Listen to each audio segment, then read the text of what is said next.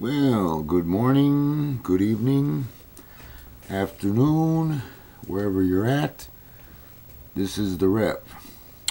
As I promised, I'm going to have a short segment on what the Rep thinks. Might be the first one, might be the last one. See how it goes.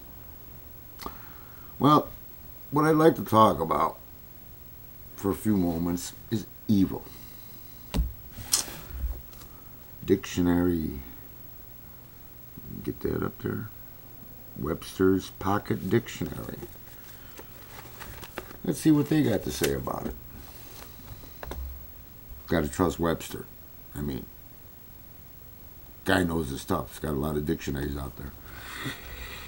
Okay, evil according to Webster is something that is morally bad or wrong, causing injury or any other undesirable result, marked by misfortune or distress. Well, if you're having misfortune and you're having distress, well, I guess you're evil. Tough one there.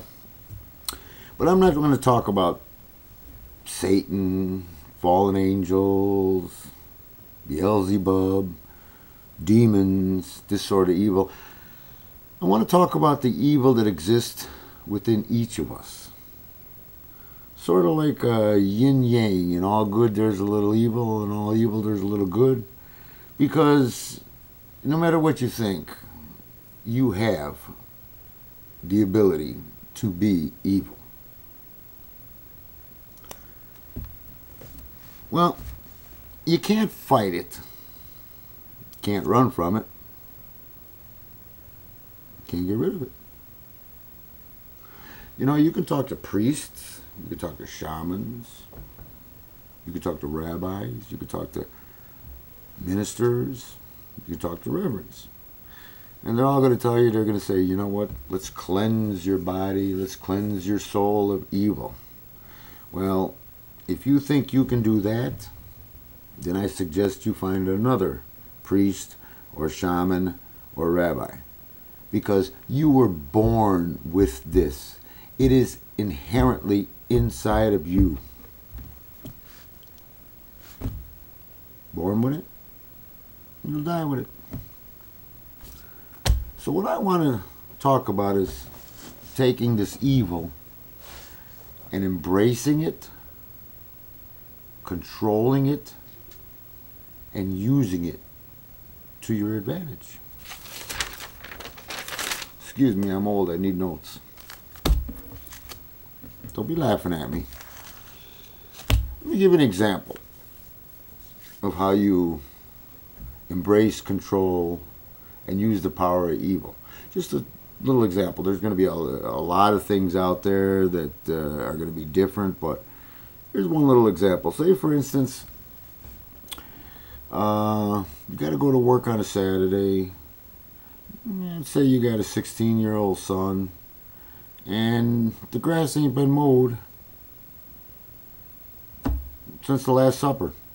You look out your front door, you can't see the car in the driveway because the grass is 16 feet high. So you ask him, you say, look, well, I'm gone today. You think you could do me a favor and cut the grass? And he says, sure, Mom, Dad, whatever, no problem, take care of it. Well, you go to work, you take care of your business, you come home, and guess what? You can't see at the front door because the grass is still high. Didn't get mowed, didn't get cut. Well, the first thing that happens is what? You get angry. Well, anger, I would consider not good. It would be evil. You also may start thinking, oh, vengeance and revenge. He didn't listen to me. I'm going to get him. That's it. He's going to be punished, whatever. Take away his video games and take away his phone privileges and take away this and take away that. Well, these are all things that are frustrating you. He's sitting upstairs playing his video games. He don't care. He forgot about it. But you're the one that's angry and wants this vengeance or this revenge. This evil that's inside of you is coming out. Well, you have to embrace it, control it, and use it to your advantage. One way to do it would be, let's say you're going to sit down to dinner, and you all sit around, or you're sitting watching a movie or something, and you turn to your son and you say, oh, by the way, I really appreciate you doing that thing for me there, because, you know, it needed to be done and I really didn't have the time, so I kind of owe you one. Well, at that point, he's going to be scratching his head, and then it's going to dawn on him. I forgot to cut the grass. Oh, Mom. Oh, Dad, whatever. I'm so sorry. I'm so sorry. You just sit there and smile. Matter of fact, you tell him, not a problem. Do it next week. Or do it tomorrow. Or when you get a chance, do it.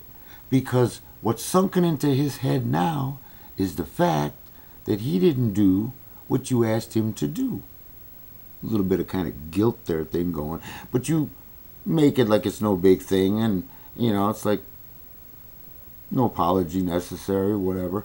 But the thing is now your anger is gone. Your want for revenge is gone. You took that anger, that evil, as we'll call it. Small evil, little evil, small evil. You embraced it. You controlled it. And you used it to your advantage. You took the power of the evil and you used it to your advantage. Actually, the bottom line, anger's gone. There was a lesson learned by your son. And everybody won. Now, this may sound very simple, and there's a lot of different evils in the world. This was just one example of a small type of evil that you bring out of yourself. So, if you can think about evil as something that you can use to your advantage, then I suggest you do, because you're not going to get rid of it. To try to get rid of evil inside of you, to try to rip out your heart because it's a part of you, it's just not going to work. So anyway, that was this weekend's What the Rev Thinks. And I think next week what we're going to do is we're going to have a guest video. I don't know who yet. So many to choose from. And if there's a next time, we'll see. Naturally, this isn't live, so you can leave your comments. I want your pros, I want your cons, I want your critiques, I want your ideas. And until next time, just remember, karma. Try to treat people like you would want to be treated. And may your higher power go with you. And I am out of here.